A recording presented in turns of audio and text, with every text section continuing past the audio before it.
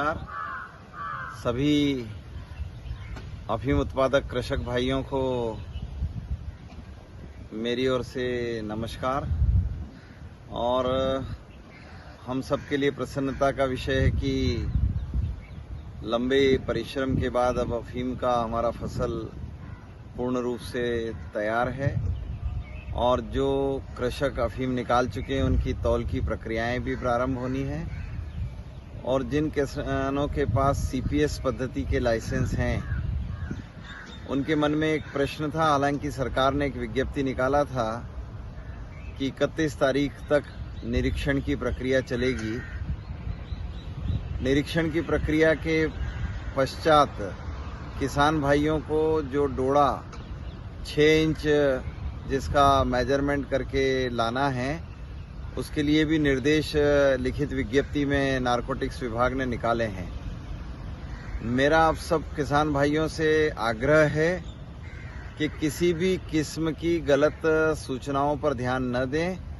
एक बड़ा स्पष्ट है कि जिन किसानों के नाम चयन के लिए निकाले गए थे, जिन गांवों में उन किसानों के चयन हो गए हैं, तो शेष किसान अपनी फसल अगर सूख गई है तो निकाल सकते हैं।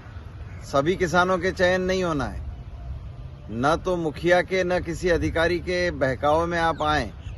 अगर गांव में 5 किसानों का चयन करना था कि उन्होंने चीरा तो नहीं लगा लिया, उन्होंने अफीम तो नहीं निकाल लिया, और ये चयनित किसानों का निरीक्षण हुआ है। बाकी सब किसान अब स्वतंत्र हैं। वह स्वतंत्रता पूर्वक, जैसा पिछले वर्ष आपने सूखे हुए डोड़े निकाले थे, आपको पूर्ण प्रामाणिकता से निकले हुए समस्त डोड़े भारत सरकार के नारकोटिक्स अमले को जमा करवाना है। उसके लिए वो तारीख निश्चित करेंगे। और आप, अगर आपकी फसलें सूख गई है तो आपको किसी का इंतजार करने की आवश्यकता नहीं है। आप और उन फसलों को अपने घर ले जाकर सुरक्षित रखें। जिस समय विभाग आपसे कहेगा आप वहां जाकर जमा कराएंगे। जिन गांवों में अभी निरीक्षण शेष है वो गांव कृपया निरीक्षण की तारीख का इंतजार करें। जिन गांवों में एक बार निरीक्षण टीम आ गई है अब वो दूसरी बार नहीं आएगी। अगर गांव में 5 ही किसानों के निरीक्षण होने थे तो वो पूर्ण हो गए हैं। शेष किसान अपनी सूखे हुए और सीपीएस पद्धति के डोड़े अपने घर ले जा सकते हैं। बाकी सरकार जब मांगेगी तब आप उन्हें तोलकर देना है। धन्यवाद।